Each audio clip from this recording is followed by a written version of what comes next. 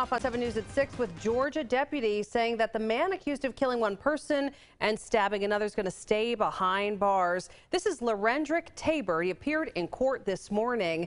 So here's what we know. Tabor was taken into custody yesterday after a massive manhunt. He's accused of killing Corendrick Alexander and stabbing another woman. He was interviewed by Hart County deputies, the Georgia Bureau of Investigation, last night. He's being held in another county. They say that's for his safety. Hart County deputies believe Tabor's connected to the death of a teenager found shot to death in Anderson County.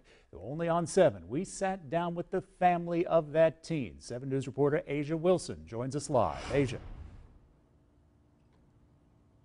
That's right, Ben.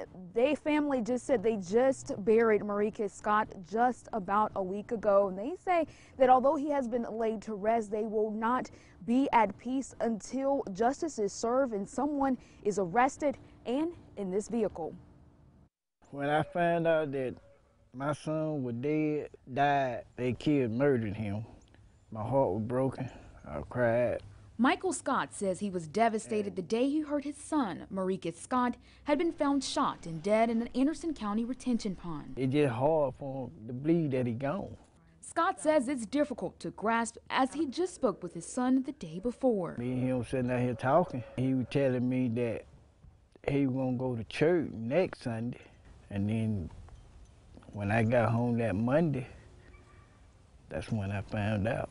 Sadly, it was the last of many conversations. Scott says he was always around his loved ones, and it was days at the lake or in the woods that brought them together. He used to go hunting with me sometime, fishing, because he told me he was going to beat me fishing the last time we went fishing. Pamela Scott says her nephew was like her own son. He stayed with her for nearly 3.5 years. He wasn't no angel, I admit to that.